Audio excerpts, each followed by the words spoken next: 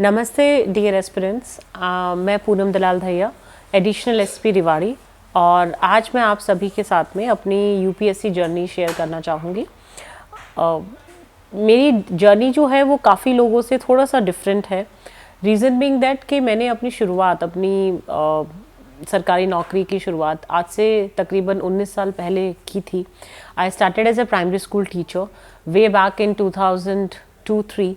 After 12th standard I just did JBT और उसके बाद I started as a primary school teacher and I worked in bank, State Bank of India as a PO, then in SSC as an inspector, and then in state services, Haryana State Services, and then और UPSC मैंने 3 बार clear किया है।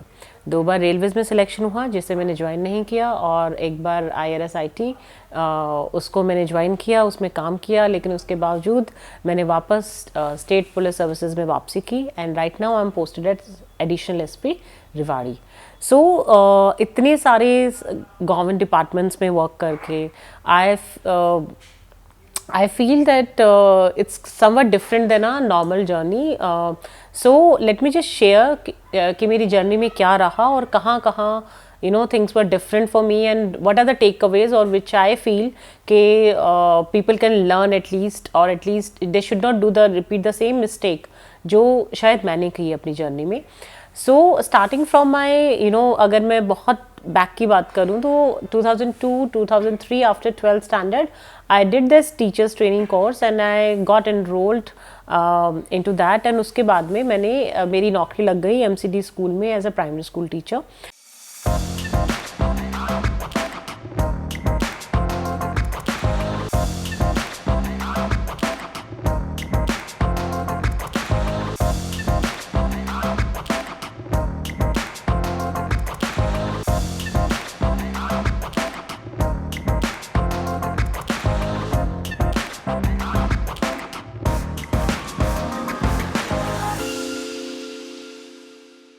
क्योंकि मैं नौकरी में already थी तो मैं कोई रेगुलर डिग्री नहीं कर सकती थी, और इसलिए मैंने दिल्ली यूनिवर्सिटी से एज एक्सटर्नल स्टूडेंट अपनी ग्रेजुएशन पास करी, और ग्रेजुएशन पास करके at the age of 23-24 I thought of giving competitive examinations।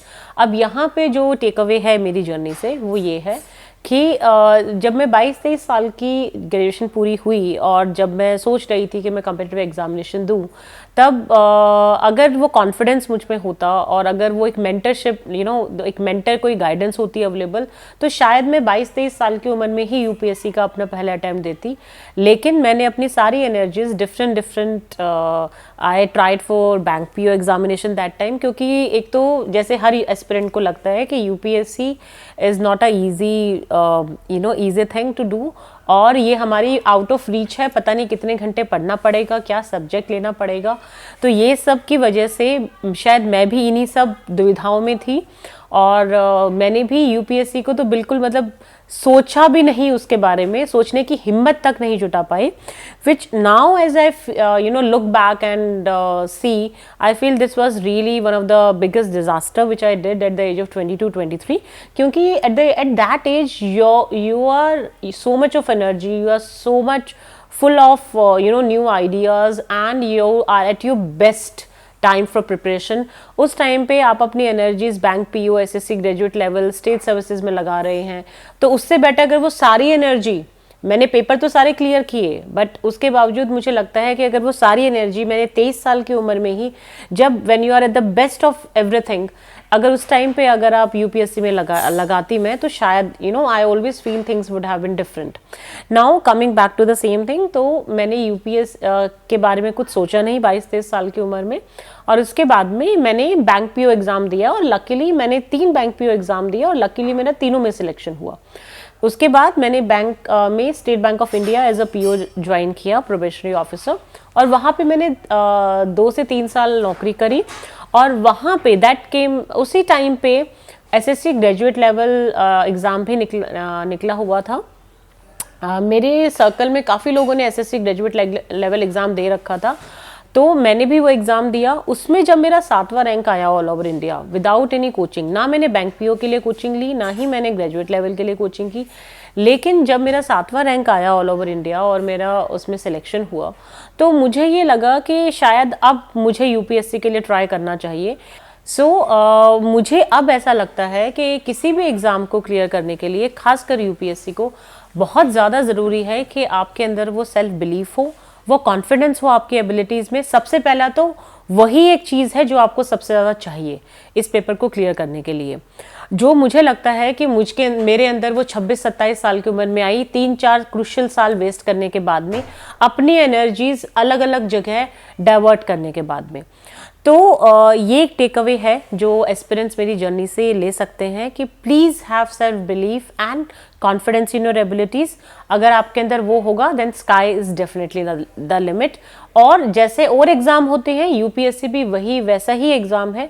आप अगर पूरी मेहनत से तैयारी करेंगे, एक स्ट्रेटेजिकल तरीके से तैयारी करेंगे, then everything is achievable. I am sitting before you, जिस लड़की को 22 साल की उम्र में कॉन्फिडेंस नहीं था कि यूपीएससी कभी वो एक बार भी क्लियर कर पाएंगी, मैंने इस एग्ज़ाम को 3 बार क्लियर किया। लेकिन मुझे ऐसा लगता है कि शायद थोड़ा सा लेट मुझे ये बात समझ में आ पाई। चलिए, तो जब state SSC graduate level exam मेरा क्लियर हुआ, 7th रैंक आया, तब मैंने 26 साल की उम्र में सोचा कि चलिए यूपीएससी की तैयारी शुरू करते हैं। क्योंकि any how being general category candidate वैसे भी अटैम्प्ट्स मेरे वेस्ट हो जाते, और एक अटैम्प्ट तो मेरा वेस्ट हुआ भी बिकॉज ऑफ एज। क्योंकि जब मैंने 26 की उम्र में सोचा कि मैं तैयारी करूँगी, तो 1 साल तो तैयारी में ही लग जाता है। तो मैंने पहले अटैम्प्ट अपना 28 साल की उम्र में दिया, और उसी टाइम पे मैंने हरियाणा स्टेट सर्विसेज भी एग्ज़ाम दिया, जिसमें मेरा सिलेक्शन हुआ और उससे मुझे कॉन्फिडेंस और आया। अब जब मैंने पहला यूपीएससी का एग्ज़ाम दिया, वहाँ पे एक और गलती जो जनरली एस्पिरेंट्स करते हैं, और वो जो मैंने भी करी, स्पेशली फर्स्ट टाइम एस्पिरेंट्स, हम लोग सारी अपनी एनर्जीज जो हैं वो प्री एग्ज़ाम्स के क्वालिफिकेशन के लिए झोंक देते हैं। हमें लगता है कि बस प्रीलिम्स हो जाए, मेंस और इंटरव्यू का तो हम बाद में सोचेंगे, जबकि it's a very wrong strategy. वही चीज़ मैंने भी शायद as a first time aspirant की कि चलो पहले प्री पे फोकस करते हैं, प्री होगा तो हम सेकंड उस पे जाएंगे। तो उससे क्या हुआ कि मेरा एग्ज़ाम तो क्लियर हुआ फर्स्ट अटेम्प्ट में, बट क्योंकि मेरा सारा फोकस प्रीलिम्स पे था, जो कि सिर्फ एक क्वालिफाइंग एग्ज़ाम है, आपका रैंक और आपका सिलेक्शन तो मेंस और इंटरव्यू के बेस पे होता है। तो क्योंकि प्रीलिम्स सिर्फ आपका क्वालिफाइंग एग्ज़ाम था, लेकिन मैंने इतनी ज़्यादा उसकी तैयारी कर ली कि मेरा मेंस के ऊपर में उतना फोकस नहीं रह पाया, जिसका मुझे काफ़ी ज़्यादा नुकसान हुआ मेरे रैंक में। फ़र्स्ट टाइम जो रैंक आया उसमें मुझे मेरा तकरीबन 600 के करीब रैंक था, तो उस टाइम पे मुझे रेलवेज अलॉट हुआ। हाँ, लेकिन ये ज़रूर हुआ कि जब पहली बार में मेरे पहले अटेम्प्ट में ही जब मैंने यूपीएससी क्वालिफाई किया पूरा तीनों स्टेजेस, और मैं तीनों स्टेजेस से वाकिफ़ हुई, तो मुझे लगा कि yes I can do it, it is achievable. और वो एक कॉन्फिडेंस जो शायद मुझे लगता है, मैं बार बार इस बात को रिपीट कर रही हूँ कि जो कॉन्फिडेंस, वो जो सेल्फ बिलीफ जो शायद मुझे पहले मतलब 23-24 साल में आ जाना चाहिए था, 3-4 साल पहले, वो मुझे 28 साल की उम्र में पहला अटैम्प्ट क्लियर करके आया कि यस। और दूसरा वही गलती कि प्रीलिम्स पे फोकस किया और मेंस और इंटरव्यू पे शायद मैं उतना मेंस पे नहीं कर पाई। इनफैक्ट मैंने उस टाइम पे मेंस में 2 सब्जेक्ट होते थे, तो मैंने जो पहला सब्जेक्ट है उसकी ऑप्शनल की तैयारी तो पहले कर ली थी, लेकिन सेकंड ऑप्शनल की तैयारी मैंने प्रीलिम्स के बाद में ही शुरू करी। नाउ सेकेंड अटेम्प्ट में मैंने बहुत, I was having the confidence, I was having the attitude. Now another take away, in my second attempt I again got railways, और उसमें क्या था कि मेंस में तो मेरे one of the top scorers में थी मैं, लेकिन सम हाउ सेकेंड अटेम्प्ट में I don't know what happened, what where went wrong, my interview score was very bad. तो ये भी मुझे लगता है एस्पिरेंट्स को फैक्टर इन करने की ज़रूरत है कि जब आप शॉर्ट होते हैं कि आपका सिलेक्शन इस बार होगा ही, आपके मेंस अच्छे गए हैं या आपका सब कुछ अच्छा जा रहा है, तब भी आपको ये फैक्टर इन करना चाहिए कि आपकी लक जो है वो एक फैक्टर प्ले करता है। डेफिनेटली हार्डवर्क भी है, लक भी है, और शायद मुझे लगता है कहीं ना कहीं कोई तो कमी रही होगी जिसकी वजह से इंटरव्यू में मेरा स्कोर जो है, क्योंकि पहले इंटरव्यू में मेरा स्कोर था 208, सेकेंड इंटरव्यू में माई स्कोर वॉज ओनली 140। तो 80 नंबर का डिफरेंस जनरल कैटेगरी कैंडिडेट और आपके मेंस में चाहे कितने भी अच्छे स्कोर हो, I got selected again second attempt में भी मेरा सिलेक्शन हुआ, बट मुझे फिर से रेलवेज मिला। अब एक और अनदर इसके बाद जो हुआ वो दैट वाज अ डिज़ास्टर। मैंने पहले अटैम्प्ट अपना 28 की उम्र में दिया था, सेकेंड अटैम्प्ट मैंने 29 की एज में दिया। तो सेकेंड अटैम्प्ट में आई वाज ऑलमोस्ट 100% होपफुल कि मेरा इस बार तो टॉप 3 सर्विसेज जो मैं चाहती हूँ उनमें हो जाएगा। बट जब रिजल्ट आया और रिजल्ट आने के जस्ट 10 या 20 दिन बाद प्रीलिम्स था, तो मैं इतना ज़्यादा कॉन्फिडेंट थी, आई थिंक कॉन्फिडेंट थी या ओवर कॉन्फिडेंट थी, यू कैन जज ऑन योर ओन। सो मैं इतना ज़्यादा ओवर कॉन्फिडेंट थी कि हाँ हो जाएगा सिलेक्शन, या कॉन्फिडेंट थी कि हो जाएगा सिलेक्शन, कि मैंने थर्ड अटेम्प्ट के प्री की उतनी तैयारी ही नहीं करी। दूसरा जब रिजल्ट आया तो I was at the best of my preparation, prelims wise, mains wise, मैं उन सारी स्टेजेस से ऑलरेडी निकल चुकी थी। लेकिन हुआ क्या कि क्योंकि वो जो शॉक आया सेकेंड अटेम्प्ट का कि मेरा रैंक मेरे मन मुताबिक नहीं आ पाया, तो समहाउ वो 20 दिन के अंदर में मैं उतना तैयारी नहीं कर पाई और मैंने अपना प्रीलिम्स जो है वो जस्ट 0.5 मार्क्स से I missed my prelims in my third attempt. That was my final attempt age wise. Now another takeaway which aspirants can take it from here is that कि you have to hope for the best, but at the same time you have to prepare for the worst. So अगर वो confidence में कहीं मतलब जो एक depressing सा माहौल है या ये जो शॉक है अपना मन मुताबिक रैंक ना लाने का, अगर मैं इससे जल्दी उभर गई होती तो मेरे लिए प्रीलिम्स क्लियर करना ज़्यादा डिफिकल्ट नहीं था थर्ड अटेम्प्ट में भी, but somehow I was out of the race. So I was at the peak of my preparation, but still I was out of the race. Anyhow I didn't join in दोनों attempts में मैंने railways को join नहीं किया, और mean time में Haryana state services में अपना एज अ ACP अपनी नौकरी करती रही। और with this my UPSC journey that time came to end. But as they say, there's it's like sometimes when you want something for too desperately, so you really want it, so even the whole universe somehow conspires to get you that. So the same happened with me. I think I thought that my UPSC journey has ended, but ऐसा हुआ नहीं। After 5 years, mind you, after 5 years 2011 के aspirants को एक extra attempt मिला, irrespective of their age limit, because CSET introduce हुआ था उस साल में, और उसी अटेम्प्ट के तहत में आई थिंक फरवरी 2015 में आई गेव माई एग्ज़ाम। फरवरी 2015 में शायद नोटिफिकेशन आई थी, अगस्त के अंदर में आई gave my exam and I cleared UPSC again with 308 rank and IRSRT. Now there was another very twist in the story and one of the very challenging times of my life and beautiful time at the same time. जब notification आई थी तब मैं total hardcore policing में थी। 5 साल से मैंने किताबें नहीं टच की थी, 5 साल से अखबार भी हम सिर्फ local, I was only reading a local newspaper, Hindu, Indian express बिल्कुल पढ़ना छोड़ दिया था। And I was 9 months pregnant जब मैंने प्रीलिम्स दिया था। तो यहाँ पे एक टेक अवे है which I feel that I learned over the journey, that you need to be away from the fear of failure. So जब मैंने अपना लास्ट अटेम्प्ट दिया जिसमें मेरा 308 रैंक आया, सबसे बेस्ट रैंक मेरा जिस सर्कमस्टांस में आया, वो सर्कमस्टांसेस भी सबसे ज़्यादा चैलेंजिंग थे, क्योंकि जब मैंने प्री दिया I was 9 months pregnant, and जब मैंने ये फॉर्म फरवरी में निकले थे, I was into total 24/7 into policing. So उस टाइम पे मेरे पास में, मेरे माइंड में भी ये दुविधा आई थी कि मैं कैसे पेपर करूँगी। 5 साल से मैंने बिल्कुल आउट ऑफ टच हूँ, सिलेबस चेंज हो गया था, पैटर्न चेंज हो गया था, पहले 2 ऑप्शनल होते थे अब 1 ऑप्शनल था, GS के पेपर बड़े हो गए थे, एथिक्स इंट्रोड्यूस हो गया था जो मैंने पढ़ा भी नहीं था कभी। तो बट देन आई रियलाइज्ड कि एनी हाउ UPSC आपको दोबारा से आके ये मौका दे रहा है, तो शायद maybe somebody is trying to give you a signal. दूसरा ये कि आप चाहें या ना चाहें UPSC आपको दोबारा अटेम्प्ट नहीं देगा, तो anyhow you have to make the best of it. तो एज दे से कि आपके पास जो कार्ड्स हैं वो शायद सबसे बेस्ट ना भी हों, आपके पास जो भी कार्ड्स होते हैं you have to play the best according to these cards only. So the same I thought I will do, and moreover the fear of failure has somehow vanished away that time। जो मुझे लगता है अगर first attempt में होता तो शायद चीज़ें शायद थोड़ी और होती, as I look back now. So I gave my attempt, I prelims दिया, एंड प्री के बाद में almost I was sure that I will clear the prelims. Anyhow my son was born, and then with a 2.5 month old my baby boy, I gave my UPSC mains examinations, and that too at such a preparation जहाँ पे कि मतलब syllabus change हो चुका है, pattern change हो चुका है. मेरे को कई मतलब 2-2.5 महीने के बच्चे के साथ में I think anybody who is a mother out there or maybe even a father would be able to understand that how difficult it is to give with a 2.5 month baby.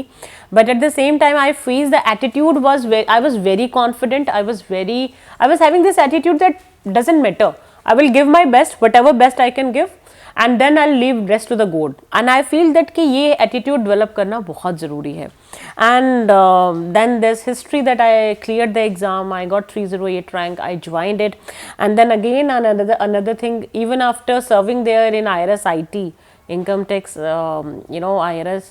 After serving there for 4.5 years, my lien was there in Haryana State Services, and somehow I always wanted this IAS IPS, and I shifted back to police again. So I left IRS IT and I shifted back to police, and now I am serving in Haryana as additional SP. Now another thing, over the same period, there's another thing which I did when I cleared this exam. I also wrote a book with McGraw-Hill, Asian and Medieval Indian History, and now just recently my second book just came out, Modern India, with the same publication, McGraw-Hill. And why I'm telling you is that think about the girl you have just read, listen to my story. So think about that girl जो 22-23 साल में ये सोच रही थी कि पता नहीं मैं UPSC एक बार भी क्लियर कर पाऊंगी या ये मेरे बस की बात नहीं है. And now the same girl has written a book, 2 books. One of so Modern India has just came out just a month back. पहली जो किताब थी, this is one of the best seller. So why I'm telling you is that I'm the same girl who was underconfident, who was not having that kind of confidence about UPSC. और काफ़ी aspirants कई बार ये plunge लेने से पहले कि मैं तैयारी करूँ या ना करूँ, ये सोचते रह जाते हैं कि हम करें या ना करें, ये इतना टफ पेपर है, इसमें इतने लाख बच्चे बैठते हैं. तो मुझे लगता है कि आप सबको ये सुनने की बहुत ज़रूरत है कि आपको सिर्फ एक सीट चाहिए. आपको कोई फ़र्क नहीं पड़ना चाहिए कि इस पेपर में 20 लाख बच्चे बैठ रहे हैं या 10 लाख बच्चे बैठ रहे हैं. आपको तो सिर्फ एक सीट चाहिए. आपको अपना फोकस रखना चाहिए कट ऑफ पे कि कट ऑफ क्या जा रही है. Always focus on the cut off, कि आप लास्ट ईयर के कट ऑफ देखिए, उसके हिसाब से सोचिए कि क्या मैं इसको पेपर को पढ़िए, लास्ट ईयर के क्वेश्चन पेपर्स उठाइए, उनको देखिए और उस कट ऑफ पे फोकस करेंगे तो you will surely clear the exam. Generally मेरे से सवाल काफ़ी लोग पूछते हैं कि आपने I have cleared bank PO, I have cleared SSC graduate level, I have cleared teaching examinations, I have cleared state level state services, I have cleared UPSC also. So how could I clear all of this exams? जो exam मैंने दिया मैंने clear किया. I think the Mantra was the same, that I always focused on the cut off, irrespective कि किसमें क्या competition है, क्योंकि एसएससी ग्रेजुएट लेवल में भी 30 से 40 लाख बच्चे बैठते हैं. यूपीएससी में भी we all know that around 10 lakh students appear और 4-5 lakh appear every year. But वहाँ पे 4-5 लाख में आपके सिंसियर कैंडिडेट जो होते हैं, जो सीरियस कैंडिडेट्स होते हैं, वो लगभग हाफ होते हैं. और उसमें भी उस स्टेज तक पहुँचने के लिए आपका एकमात्र फोकस होना चाहिए कट ऑफ पे. तो अगर लेट्स से कि आपकी जनरल कैटेगरी की कट ऑफ अराउंड, और आप 60% अगर आप टारगेट करेंगे तो normally no paper mostly papers आपके क्लियर हो जाते हैं, कोई पेपर आपका बचेगा नहीं. तो मुझे लगता है कि ये एक मंत्र है which I wanted to give to the aspirants कि please focus on the last year exams, please focus on the cutoff, and and please focus on that. Some of the do's and don'ts from my side for UPSC, especially for UPSC, as I told you, जो मैंने अपनी journey में भी share किया, कि please have self belief in yourself, have self belief, have faith in your abilities. So nobody कोई भी आपको डिमीन नहीं कर सकता कि unless and until you give them that power. So काफ़ी लोग आप तैयारी शुरू करेंगे तो लोग कहेंगे अरे यूपीएससी की तैयारी ऐसे थोड़ा होती है, 18 घंटे पढ़ना होता है. I have been through this journey myself thrice, and I feel कि मैंने कभी 18 घंटे पढ़ाई नहीं करी. I can say it with surety, I have never studied for 18 hours. Basically what is required is that consistency, कि आप वही 6 घंटे पढ़िए लेकिन डेली पढ़िए. जनरली जो बच्चे हैं या एस्पिरेंट्स हैं वो गलती क्या करते हैं कि वो एक दिन तो 16-17 घंटे पढ़ लेंगे, फिर वो 3 दिन उनको बिल्कुल गायब हो जाते हैं. तो ऐसे नहीं चलता. UPSC is more about regularity and consistency. तो आप 6-7 घंटे पढ़िए, पर 6-7 घंटे शिद्दत से रेगुलरली पढ़िए. एक आध सवाल जो मुझे जर्नली काफ़ी मुझसे पुट अक्रॉस होता है कि as a working women how do you, मतलब आप कैसे पढ़ने का, क्योंकि मैंने तो 20 साल से मैं सरकारी नौकरी में हूँ, मैंने कोई नौकरी नहीं छोड़ी. At the age of just 20 I was in government service. अब 19 साल हो गए मुझे नौकरी करते करते, and I have never left the job. I have always was working and was preparing. So I feel that it all depends on you, because आपको पता है आपके पास कितने आवर्स हैं. ज़रूरी नहीं है कि 18 घंटे ही चाहिए. आप सुबह अपना टाइम निकालिए. जो वर्किंग प्रोफेशनल्स हैं खासकर, आप सुबह निकाल सकते हैं अपना टाइम. अगर आप if you are early riser, I am not early riser, तो I always use to study till late night. 2 या 3 बजे तक पढ़ना, रात को 10 बजे के बाद से 2 बजे तक 4 घंटे निकाल लेना, सुबह 1-2 घंटे वैसे निकाल लेना.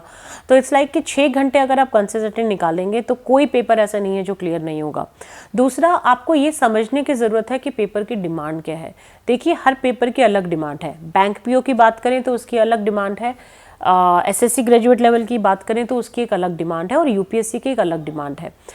वो डिमांड समझने के लिए मेरी राय ये रहती है कि आप सबसे पहले लास्ट ईयर के क्वेश्चन पेपर देखिए. लास्ट के 5 साल के पेपर ज़रूर उठा के देखिए. उससे आपको पता चलेगा कि एग्जैक्टली किस तरह के क्वेश्चंस आपसे पूछे जाएंगे, आपको क्या टारगेट करना है वो आपको समझ में आएगा. और उसके बाद जब आप टॉपिक्स पढ़ेंगे तो आप रिलेट कर पाएंगे कि आपको इस टॉपिक से जो आप पढ़ रहे हैं आपसे क्वेश्चन किस तरह के पुटअप हो सकते हैं. तो वो बहुत ज़रूरी एक स्टेप है जो जनरली लोग मिस करते हैं. पहले समझ तो लीजिए कि मतलब आपका पाला किससे पढ़ रहा है, किस तरह का एग्ज़ाम है, क्या रिक्वायरमेंट है, क्या स्किल सेट चाहिए, और उस स्किल सेट को पाने के लिए आपको क्या एफर्ट करने पड़ेंगे. I think that is another very important point. Now having said that, as I told you, have self belief in yourself. Please maintain that consistency. And third is that you have to understand what is required. मतलब वो skill set क्या चाहिए आपको clear करने के लिए. और चौथी चीज़ मुझे लगता है कि जब आपकी थोड़ी बहुत तैयारी हो जाए उसी वक्त आप आंसर राइटिंग और मॉक टेस्ट करना शुरू कर दीजिए. क्योंकि मॉक टेस्ट से क्या होता है, खासकर लास्ट ईयर के पेपर तो कम से कम आप 10 साल के पेपर सॉल्व कीजिए. और साथ ही आप अपना जो आपका मॉक टेस्ट हैं, मतलब डिफरेंट कोचिंग इंस्टीट्यूट्स के या जो आते हैं, वो प्लीज़ सॉल्व कीजिए in the same kind of setup, exam setup जैसा कि एग्जाम में होता है. उससे आपको एक कॉन्फिडेंस मिलेगा. साथ ही आपको अपनी स्ट्रेंथ और वीकनेसेस पता चलेंगी कि आपका कौन सा एरिया स्ट्रॉन्ग है, कौन सा वीक है. I think I can take a session later on about it, how to go ahead with the typical that preparation thing. Now after doing mock test, I think the last thing and one of the most important thing, as I told you the first thing also, have that attitude that you don't give a damn to the failures and you will be always progressing ahead.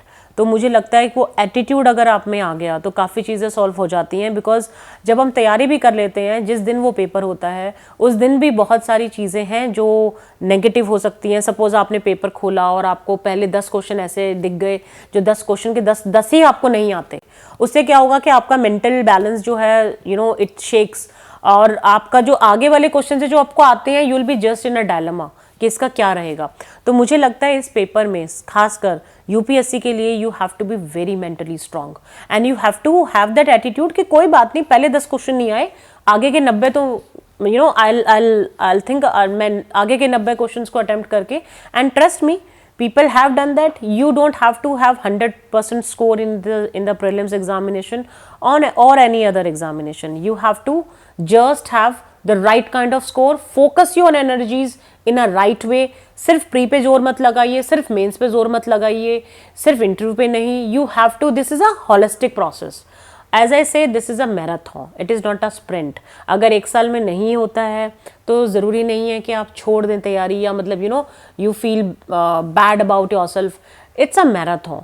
And you I think आप देखेंगे कई अभी selections आते हैं बच्चों के जिसमें जिन्होंने 3-3 साल से लगे हुए हैं, 4-4 साल से लगे हुए हैं। एक चीज़ जो मुझसे आजकल काफ़ी पूछी जा रही है वो ये है कि आपने ऑथर बनने के बारे में कब सोचा और कैसे लगा आपको कि आप किताब लिखी जाए।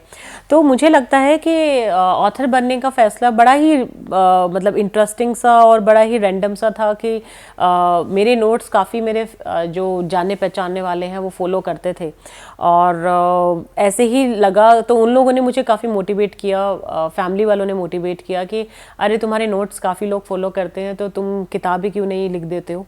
और दूसरी चीज़ ये कि पहले जैसे जो मैंने पहले किताब लिखी Asian and medieval India, this is my first book. So Asian and medieval India जब मैंने लिखी तो उस टाइम पे एशियन मिडिवल की कोई भी एक होलिस्टिक किताब नहीं थी, कॉम्प्रिहेंसिव किताब नहीं थी।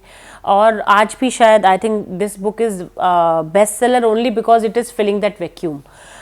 तो जब मैं किताब लिखती हूँ, अभी रिसेंटली जैसे मैंने मॉडर्न इंडिया लिखा, मॉडर्न इंडिया की वैसे कई सारी बुक अवेलेबल हैं बट उसके बावजूद में आई फील दैट जो एनालिसिस है, जो क्वेश्चंस आजकल आ रहे हैं, बच्चों से पूछा जा रहा है, that analytical part is strongly missing in other books. और ऑथर की जहाँ तक बात है, मेरे पास एक एडवांटेज है कि मैं पहले एक एस्पिरेंट भी रह चुकी हूँ, तो मुझे बहुत अच्छे से पता है जो किताबें मैंने पढ़ के पेपर क्लियर करे हैं उनमें क्या क्या चीज़ें थी, जो कमियाँ थी, जो मुझे लगता था कि शायद ये चीज़ और होती तो बहुत अच्छा होता। तो I have written both of my books keeping the needs of the students in mind. तो मैंने कोशिश करी है कि जो वैक्यूम है एनालिसिस का और एक जो चीज़ों को एक ईजी तरीके से समझाने का, जैसे फॉर एग्जांपल अगर आप मॉडर्न इंडिया देखेंगे तो ये लास्ट में मैंने किताब में एक चार्ट दे रखे हैं, दोनों किताबों में अलग अलग चार्ट्स हैं जिसके अंदर में पूरा डायनेस्टी का आपका वो है,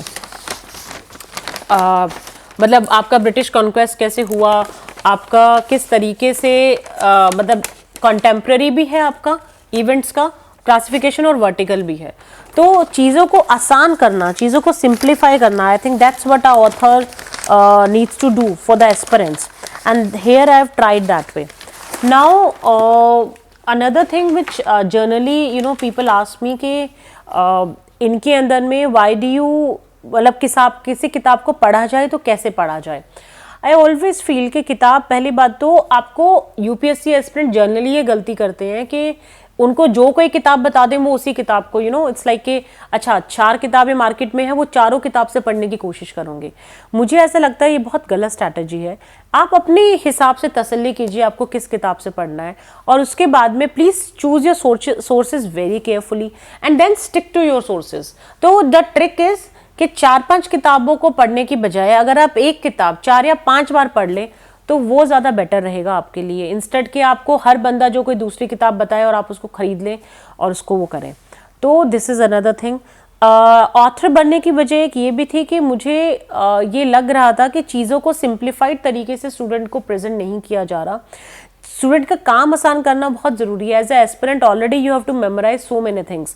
सो एक माइंड मैप के तरीके से। दूसरा, हिस्ट्री के अंदर में आई थिंक जनरली लोगों को हिस्ट्री एक बोरिंग सब्जेक्ट लगता है, बट मुझे ऐसा लगता है कि हम आज तक अपने बचपन की स्टोरीज नहीं भूलते। हम रामायण हमको लगभग सारी याद है, बट वो भी हमारी हिस्ट्री का ही हिस्सा है। तो जब हम एक किसी भी हिस्टोरिकल थिंग को, किसी भी हिस्टोरिकल इवेंट को एक कहानी की तरह अगर पढ़ पाएँ तो वो चीज़ें हमें याद रहती हैं। तो मैंने कोशिश करी अपनी दोनों किताबों के उससे, Asian and medieval India and modern India, कि हम हिस्ट्री को एक इंटरेस्टिंग वे से, स्टूडेंट फ्रेंडली वे से प्रेजेंट करें। जैसे मॉडर्न इंडिया में एक और चीज़ जो मुझे लगती है कि एक कमी जो मुझे लगती है कि चीज़ों को आपको इंटरलिंकेजेस करने की बहुत ज़रूरत है। दूसरा, आपको चीज़ों को कॉम्प्रिहेंसिव तरीके से देखने की ज़रूरत है। तो ब्रिटिश कॉन्क्वेस्ट जनरली किताबें, फॉर एग्जांपल काफ़ी लोग कहते हैं कि British conquest was pre planned, mostly लोगों की ये धारणा है। बट अगर आप हिस्टोरिकल वे से देखेंगे, ढंग से चीज़ों को समझेंगे, तो आपको समझ में आएगा कि British conquest was not pre planned, it was a mix of accidental and pre plan वे। तो कैसे एक्सीडेंटल? क्योंकि स्टार्टिंग में अगर आप उनकी एक्ट्स देखेंगे उठा के, तो आपको पता चलेगा कि वो जो एक्ट्स थी वो उस टाइम पे उनका मेजर फोकस जो था वो ट्रेडिंग प्रिविलेजेस गेन करने का था। जब उन्होंने देखा कि हमारे यहाँ पे इतनी पॉलिटिकल डिसयूनिटी है, तो gradually they thought that why not take the advantage of the situation, and then that somehow after some years the planning event happened. So I think all this kind of, you know, UPSC is always looking forward to a balanced individual. तो आपके answers में भी, चाहे वो history के answers हो चाहे GS के आंसर्स हो, एक बैलेंस दिखना बहुत ज़रूरी है, और वो बैलेंस आप तभी अपने आंसर्स में रिफ्लेक्ट कर पाएंगे अगर आपने हिस्ट्री को एक कॉम्प्रिहेंसिव या एक बैलेंस तरीके से पढ़ा हो. तो मुझे लगता है कि this was another thing which I wanted you know to present to the students.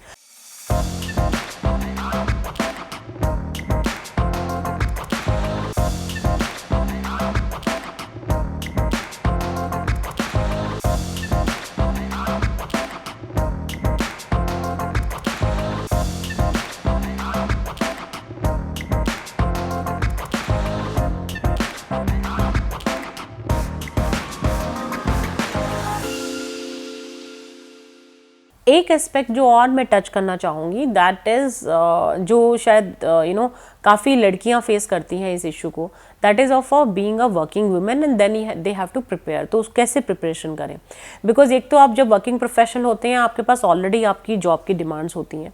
दूसरा, जब आप विमेन होते हैं then you already are always multitasking.